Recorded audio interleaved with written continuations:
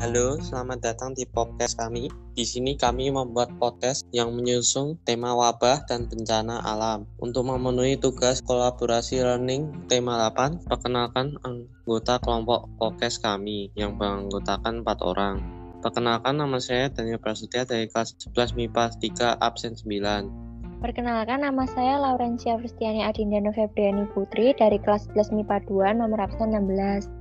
Nama saya Niko Alexander Christian dari kelas 11 IPS 1 nomor absen 16. Perkenalkan, nama saya Venda Putri Rivo, kelas 11 MIPA 1 nomor absen 23. Gereja Katolik secara tegas menolak tindak aborsi karena manusia merupakan hasil ciptaan Allah menurut agama dan rupanya sebagai citra Allah. Manusia sejak awal ada kudus. Guna mencegah maraknya kasus kehamilan di kalangan siswa hingga aborsi, yakni dengan mengembalikan mindset siswa pada kebudayaan sendiri, serta memberikan pendidikan kesehatan reproduksi bagi mereka. Gereja mengajarkan bahwa hukuman mati diperbolehkan hanya apabila identitas dan tanggung jawab pihak yang bersalah telah dipastikan sebelumnya dan apabila hukum mati tersebut adalah satu-satunya jalan untuk melindungi pihak-pihak lain dari kejahatan pihak yang bersalah ini. Beberapa tindak pencegahan yang dapat dilakukan adalah sebagai berikut: melakukan hubungan seks yang aman, hindari obat-obat terlarang, bicarakan kepada dokter, jujur pada pasangan. Lalu apa kalian tahu pengertian seks bebas? Nah, jadi gini, seks bebas itu biasanya dikaitkan sebagai perilaku seks yang beresiko tinggi terkena penyakit menular seksual atau PMS. PMS ditularkan dari satu orang ke orang lainnya melalui aktivitas seks, baik melalui vaginal, oral maupun anal. Salah satu contohnya adalah HIV/AIDS. Kalau pengertian dari HIV? Nah, kalau untuk pengertiannya, jadi HIV ini terjadi akibat infeksi virus human immunodeficiency virus atau HIV yang merusak sistem kekebalan tubuh. HIV juga dapat ditularkan melalui kontak langsung antara lapisan kulit dalam atau cairan darah dengan cairan yang mengandung virus HIV. Cairan tersebut meliputi darah, air mani, cairan vagina, dan air susu ibu. Betul nggak kalau HIV/AIDS belum ada obatnya? Nah, benar banget. Sampai sekarang belum ada vaksin yang dapat mencegah infeksi HIV. Namun, penularan HIV dapat dicegah dengan tidak melakukan hubungan seks di luar nikah dan pemberian informasi yang benar mengenai HIV. Waktu kita masih kecil, ada banyak agenda imunisasi yang harus diikuti. Kenapa sih kita harus mengikuti imunisasi secara berulang? Imunisasi merupakan suatu proses yang dilakukan dengan menyuntikkan vaksin untuk meningkatkan sistem imun tubuh. Imunisasi secara spesifik akan membantu tubuh terhindar dari penyakit tertentu, sehingga diperlukan beberapa kegiatan imunisasi untuk mendapatkan kekebalan terhadap beberapa jenis penyakit. Sistem imun bekerja sebagai pertahanan tubuh manusia. Sistem imun berperan melawan serangan berbagai jenis patogen, sehingga tubuh tetap berada dalam kondisi sehat. Misalkan, ada orang yang pernah kena cacar air sebelumnya diimunisasi cacar air. Setelah sembuh, kenapa ia tidak sakit cacar air lagi? Kerja sistem imun sebenarnya lebih efektif melawan virus yang sebelumnya pernah berkunjung, karena tubuh sudah memiliki antibodinya.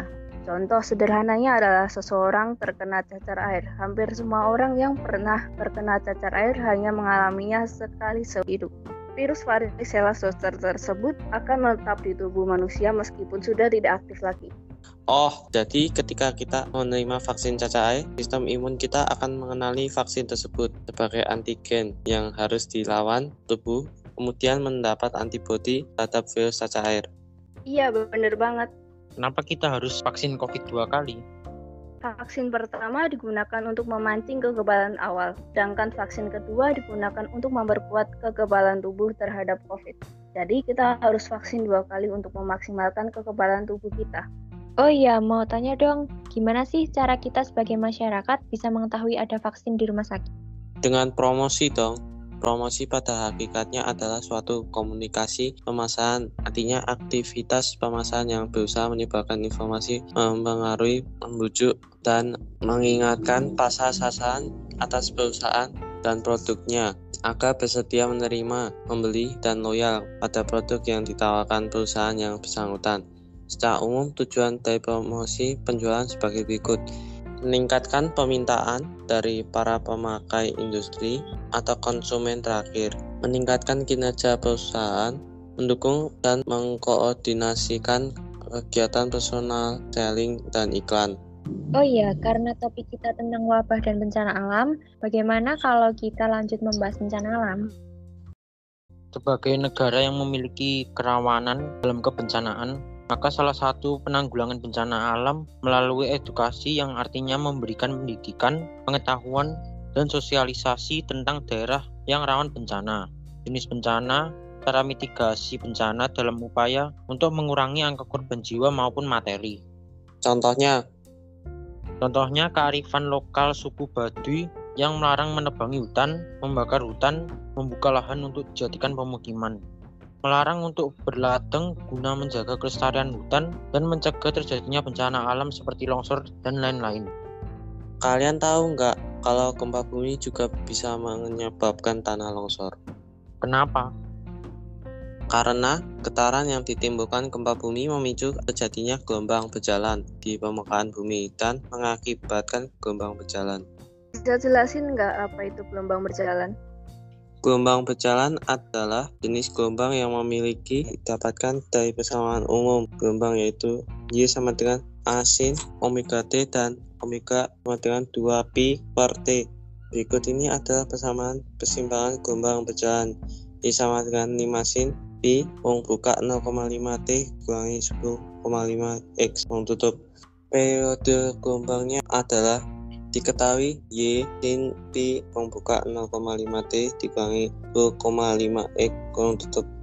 Penyelesaian omega sama dengan 2pi per T. 0,5 pi sama dengan 2pi per T. T sama dengan 2 per 0,5. T sama dengan 4 second. Jadi periode gelombang tersebut adalah 4 detik.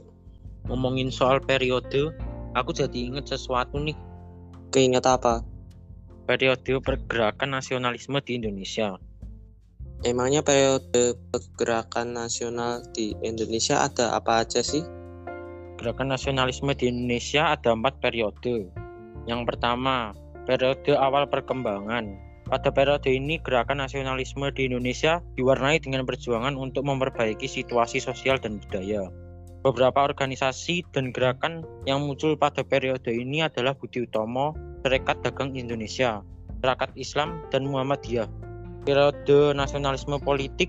Dalam periode ini, gerakan nasionalisme di Indonesia telah mulai menyinggung bidang politik untuk kemerdekaan Indonesia. Beberapa organisasi dan gerakan yang muncul pada periode ini adalah Indis Partik dan Gerakan Pemuda. Periode radikal. Dalam periode ini, gerakan nasionalisme di Indonesia ditunjukkan untuk mencapai kemerdekaan. Beberapa organisasi dan gerakan yang berkembang pada periode ini adalah Perhimpunan Indonesia, PKI, dan PNI. Periode bertahan. Dalam periode ini, gerakan nasionalisme di Indonesia lebih moderat dan penuh pertimbangan. Pada periode ini diwarnai dengan sikap pemerintah Belanda yang sangat reaktif sehingga organisasi-organisasi pergerakan lebih berorientasi Belanda. Beberapa organisasi dan gerakan yang berkembang dalam periode adalah Parindra, Gerindra, GAPI, dan Taksin. Oh iya guys, kalian percaya nggak sih kalau hujan bisa menjadi bencana?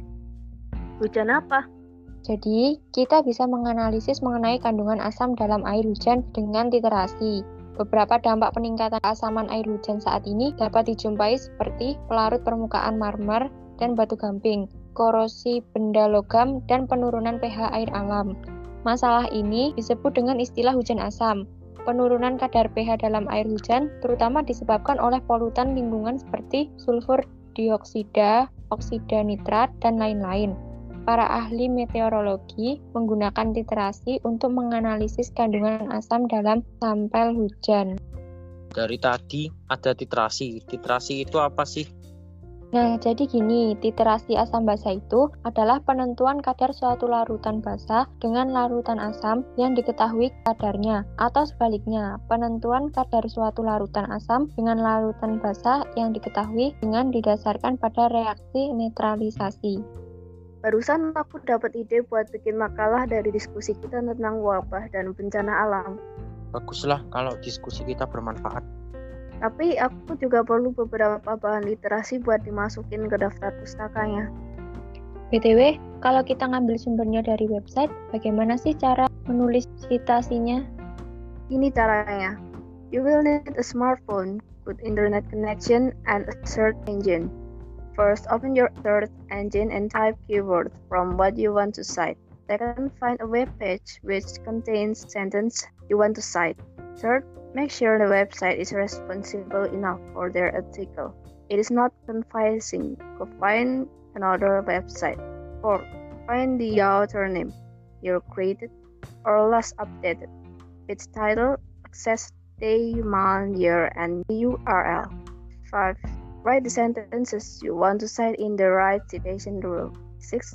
Write the information from point 4 into bibliography in the right format. Sekian dari podcast kami yang mengangkat tema wabah dan bencana. Sampai jumpa.